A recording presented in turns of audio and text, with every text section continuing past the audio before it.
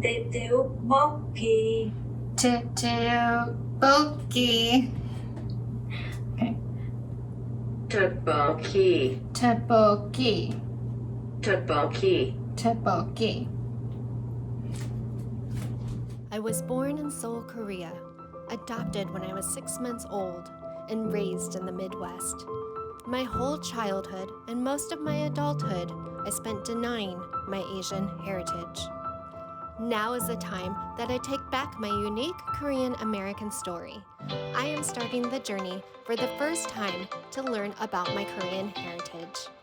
This is my Midwest Korean adoptee life. Hi everyone, I'm so excited. Today I'm going to try my first tteokbokki or tteokbokki, and I learned a lot learning about this recipe and learning about how it's made, so let's do it. So I went ahead and prepared all the things that I need to get started. So I definitely did a deep dive on the internet looking at recipes, and then on YouTube watching how multiple people do it. The original recipe was founded at this famous restaurant with this woman who I can't remember her name right now, but I'll have to look it up. And so she created this, and then it became a popular street food. And what I found interesting was that a lot of people had described it as something that they grew up with. Someone even described it as the mac and cheese in Korea. I had to go to another Asian market because I needed rice cakes and also fish cakes and also Korean red curry paste. And so the second time was still a little bit uncomfortable. I was going down aisle after aisle after aisle looking for the ingredients that I needed, and I did have to ask for help, and they were wonderful in doing so. So I really got to see what rice cakes are. I never even learned what fish cakes are. So that's super exciting. I went ahead and prepared all of the carrots, also onion, garlic, cabbage. I soaked the rice cakes in water for 10 minutes. And then I prepared hard-boiled eggs, and I also have some ramen ready to go to put in. A little bit different, so actually I am going to just make it based on what I saw through everything I digested researching this recipe, which was a lot of fun. And what's interesting, they say it's one of the easiest Korean recipes. I think that once I get it going, it is going to be easy. The difficult part was just finding the ingredients and understanding what this recipe was. So I'm so excited to really get started. Let's do it.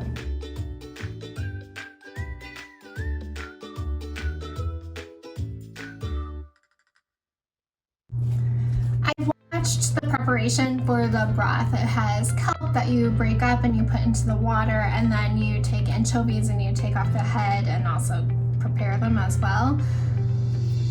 I'm not there yet, so I went ahead and just prepared some water and also some chicken stock in it to add some more flavor. So hopefully this will work out and be amazing.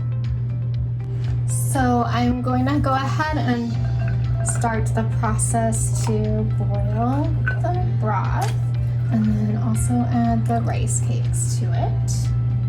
Next, I'm supposed to add the paste. So the paste has Korean red chili paste, and then I added honey and Korean red pepper flakes and soy sauce. I also added some rice vinegar. See what happens. So while this is starting to boil, I'll go ahead and kind of talk about everything I'm learning. Like, this is amazing. I know it's so simple just by cooking something Korean as a part of my journey to learn my heritage, but taking the time to learn about Korean street food or learn about rice cakes or having more exposure going into an Asian market, it's been all pretty amazing. And the more and more I do it, the more and more I get comfortable and the more and more I'm excited. So, it's pretty awesome. So I did choose a lot of the things that I thought would be good inside it, especially hard-boiled eggs. Usually there's only 2 and I chose 3. So I can share and I can have 2. And that's how I roll. But every recipe said definitely do the green onions. They make it. But I decided to go ahead and add those carrots and the garlic and onion. Here are the seafood cake, and then also jalapeno from my friend's garden, which is really fresh and spicy, so I think I'm going to add that as well. So it's starting to boil a little bit, so I'm definitely going to go ahead and add that cabbage. And they also say to stir a lot, so I'm going to go ahead and add the cabbage, the carrot, green onion, more onion and the garlic. What I liked about this, it seemed like you could just dump all the things in it and it would be just fine, you know?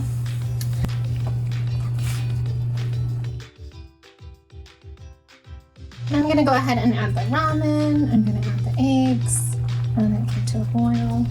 And then I'm gonna add the fish cakes, which they say to add to the last minute, and the jalapeno.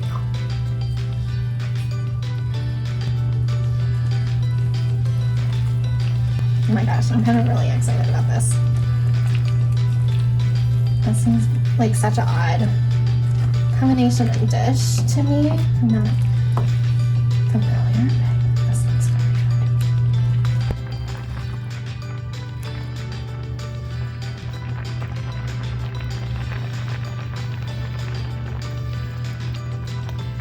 good. Okay, honestly, this looks really delicious to me. Not that pretty, but really delicious. I'm so excited.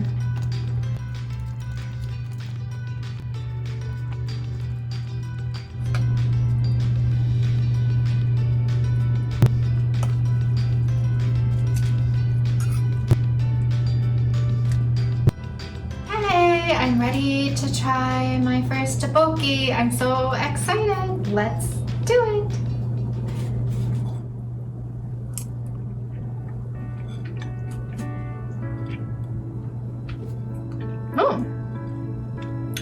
The rice cakes kind of taste like a mozzarella stick. That's crazy. I like it. They're very like chewy. The texture is so interesting. Like for my second time, I'm noticing like texture is interesting with Korean recipes. So the red curry paste is really nice. I think next time I'm gonna try it with the anchovy and the kelp broth, because I think that would add more layer to it. This is just delicious. I am obsessed with these rice cakes now. Okay, so I just added more sauce. I wanted more sauce and I can taste the spice definitely now. And then one of the people that I watched make this always added mozzarella cheese. Yeah, it's delicious. This is so yummy. And I love the vegetables in it, and the ramen, and the eggs. It's like all my favorite things all in one dish, so.